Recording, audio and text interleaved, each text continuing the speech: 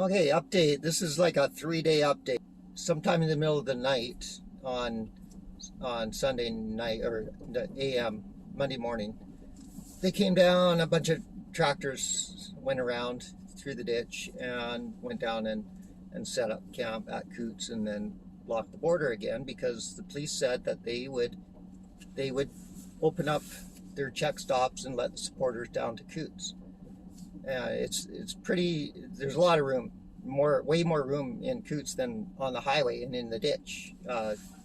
Just on the highway where they have that one blockade, where my drone pictures were of the other day. I'll put that on now. And when they did that, when they stopped the traffic from going north and southbound, besides Cataliners and of course emergency vehicles, which there weren't any, then the RCMP put up another blockade right at the bridge, just after the bridge at Milk River, the second entrance into Milk River. They wouldn't let anyone go in. Nobody could go to Cootes on the highway. They closed the highway. So the highway's closed because of criminal activity.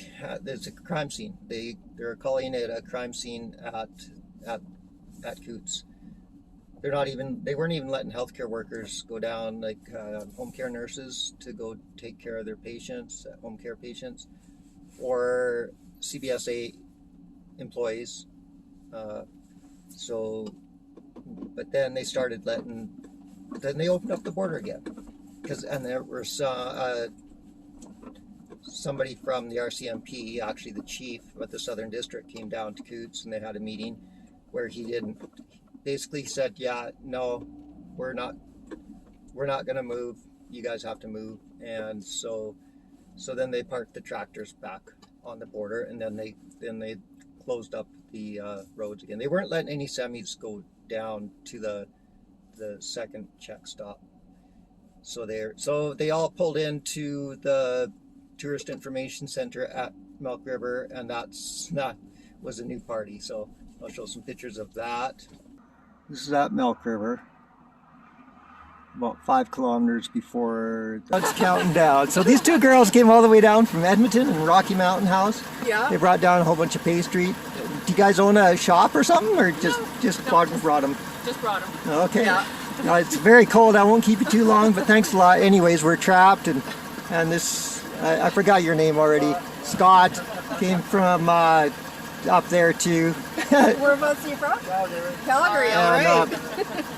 Anyways, can't even get to the second blockade, or the first blockade. There's some tractors coming too. Then we can start a new blockade. There you go. Oh, okay. We passed them. Yeah. Yeah, they might just take the ditch and go around that one car. True. Yeah. Third blockade.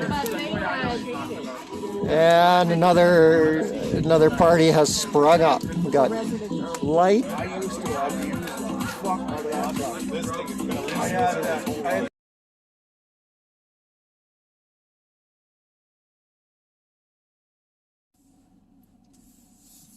So everybody there was really cool too. A few people, when we just pulled up and they weren't allowed to go down, there's like 3 guys dressed in light jackets and no gloves, just ball caps, and go walking down. Well, we're gonna hike there. They got a case of beer, suitcase, 24 pack of beer, or 30 or whatever, and they're walking down the ditch.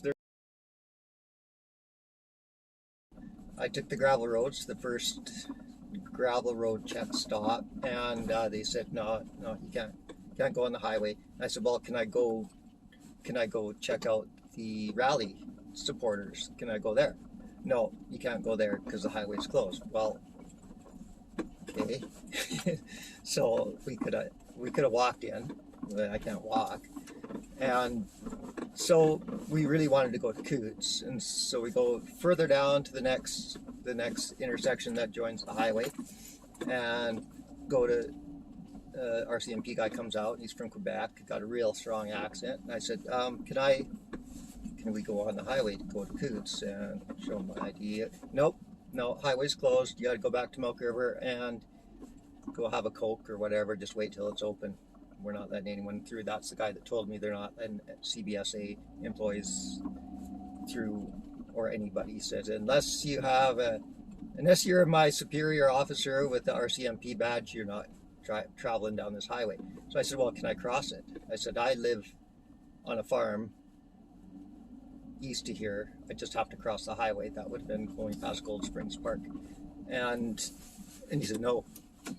How can I not get this through to you? The highway's closed. I said, yeah, I'm just traveling across the highway. That can't be closed. There's no reason to close an intersection. And so anyways, he didn't like that. So he just refused. And he said, well, if you try, you will be arrested. So doubt it. Anyways, so we headed back. It's kind of muddy. I'm gonna have to turn around. Walking my dog right now. So I turned around on the road, and we headed further south on more gravel roads, and then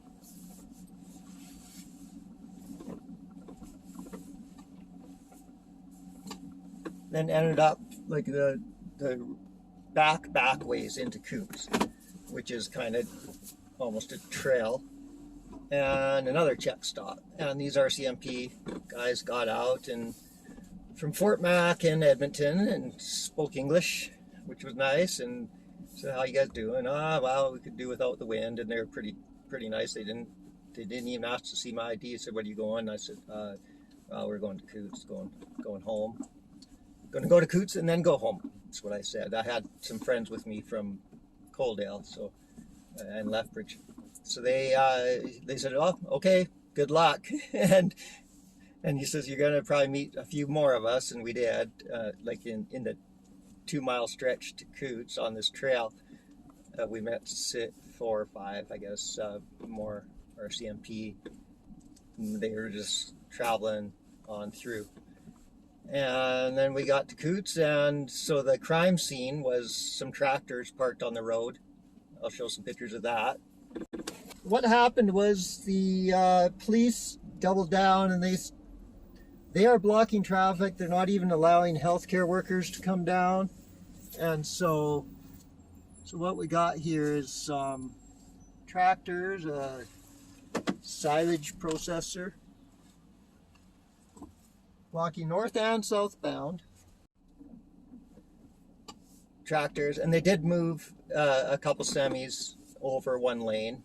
It really looked sparse with the trucks that are at the border compared to the original footage of all those trucks was pretty epic, and on the weekend the drone footage compared to what it looked like last night.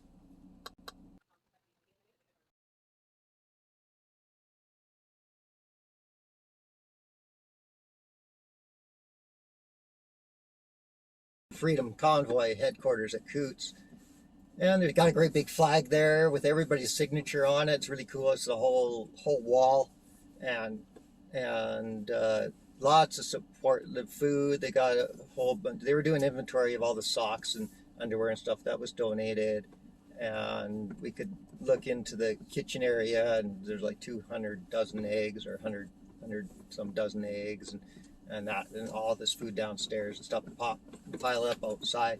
And then the campfire, the guys sitting around the campfire, pretty nice. Did run into quite a few locals. Can't take pictures of people inside of there or video.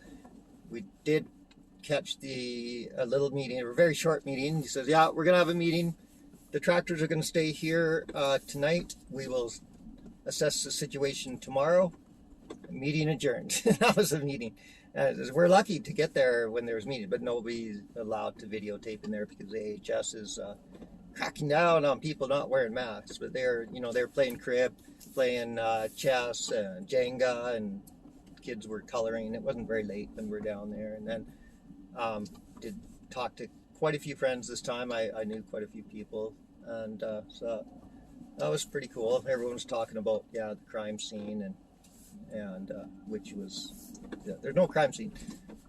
The only, I think it's a worse crime to not let healthcare workers, home care nurses down to see their patients.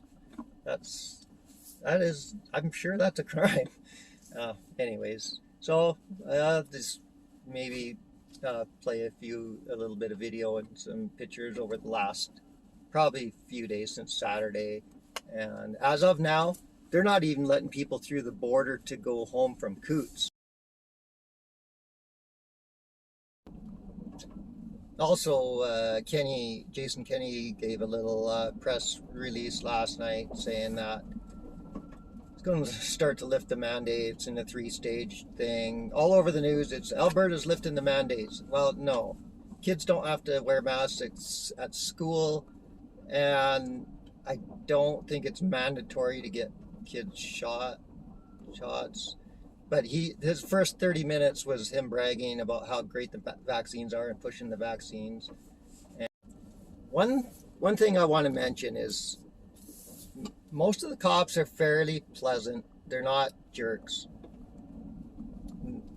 Probably maybe every fourth one is pushing his authority a little bit harder than what is necessary.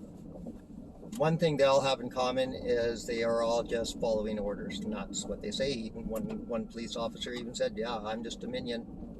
I don't know what's going to happen tomorrow, but chances are," one guy did say, "it's going to be a lot harder for you locals to come into Cootes. You're not allowed to come in except for during business hours if you live out of town." So, okay, gotta go. See you later.